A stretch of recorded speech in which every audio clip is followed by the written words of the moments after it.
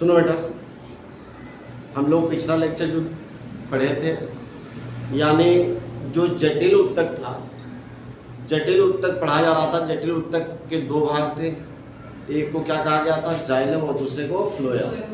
Xylem को हमने क्या कर लिया था, कंप्लीट कर लिया था, और आज हमें क्या पढ़ना था, फ्लोएम पढ़ना था। सबसे पहले हम जानेंगे कि फ्लोएम किसे कहते हैं। देखो फ्लोएम क्या है बेटा, पहले तो फ्लोएम जो है, फ्लोएम किसे कहते हैं, पहले फ्लोएम को जान लेते हैं कि फ्लोएम जो होता है वह क्या करता है। ये एक संवाहक उत्तक होता है।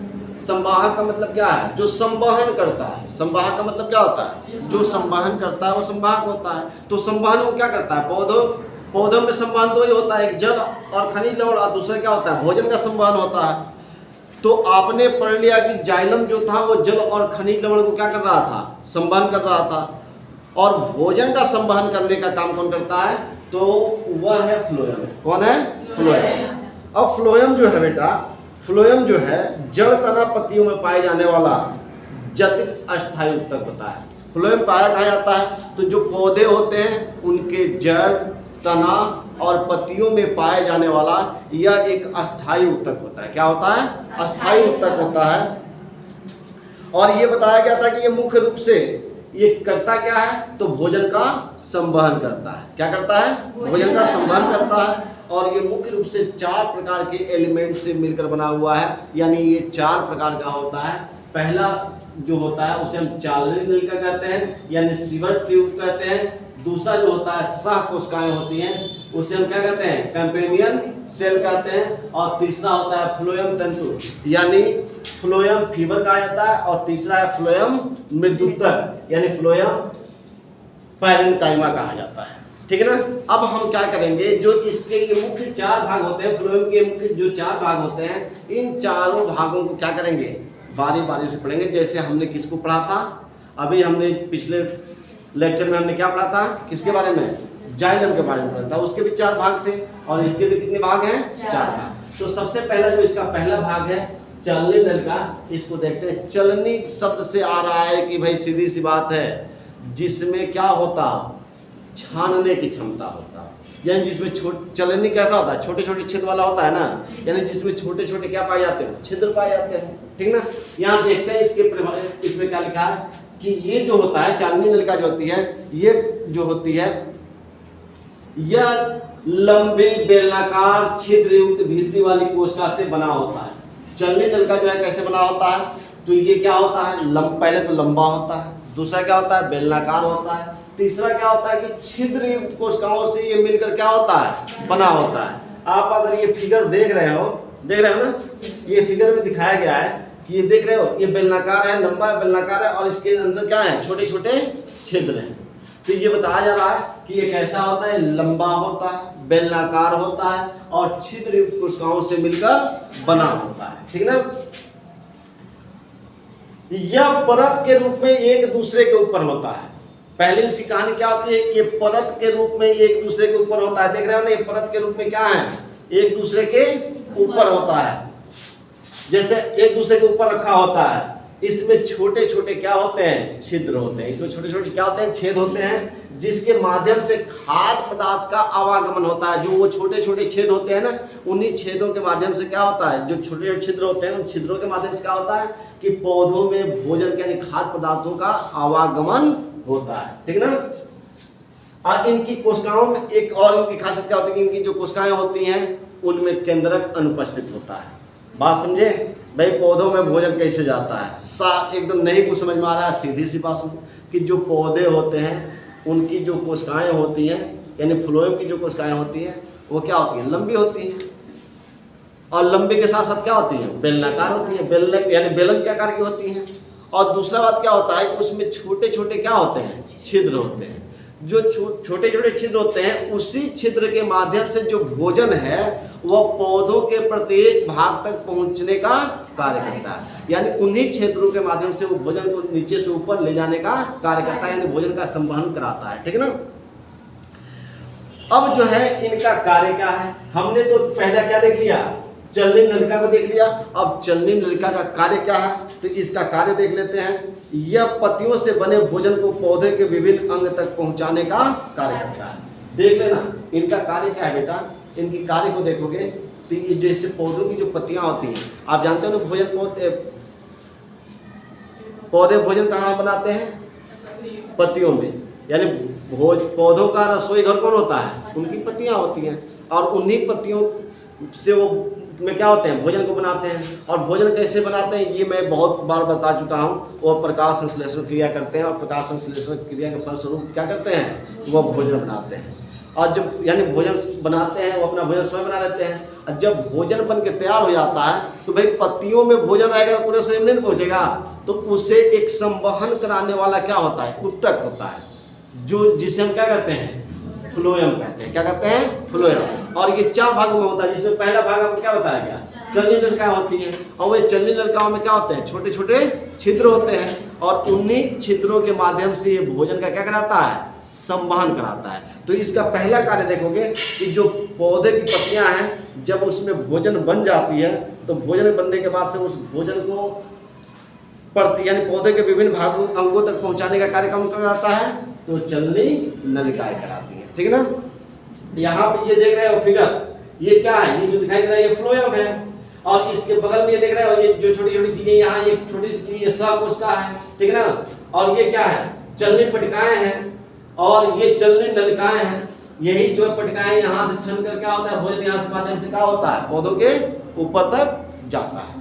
अब इसके बाद से हम देखते हैं कि इसका जो दूसरा भाग है, दूसरे भाग को हम क्या कहते हैं, सहकोशिकाएं कहते हैं। क्या कहते हैं, सहकोशिकाएं। अब देखो सहकोशिकाएं क्या होती हैं यार, यानी कंपेनियन सेल क्या होता है। तो ये भी जो कंपेनियन सेल होता है बेटा, यह भी चलनी नलिका के पार्श्व भाग समझते हो। जो चलनी नलिकाएं हैं, ये चलनी नलिका है, देख रहे हो, ये चलनी नलिका है, और इसके ठीक पार्श्व भाग, और पार्श्व भाग को क्या कहा गया है, सहकोशिका कहा गया। ये चलनी नलिका है, ये देख रहे हो, चलनी नलिका कहाँ बनाया गया, ये चलनी नलिका है।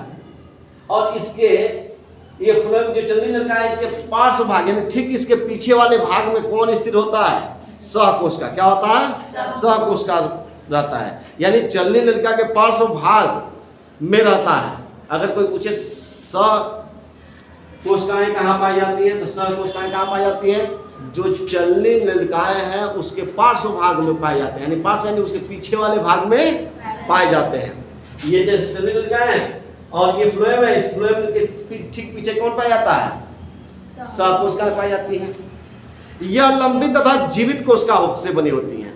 ये जो होती हैं सहकोशिकाएं क्या होती हैं, लंबी तथा जीवित कोशिका से बनी होती हैं। इनमें केंद्रक तथा जीव द्रव्य मौजूद होता है।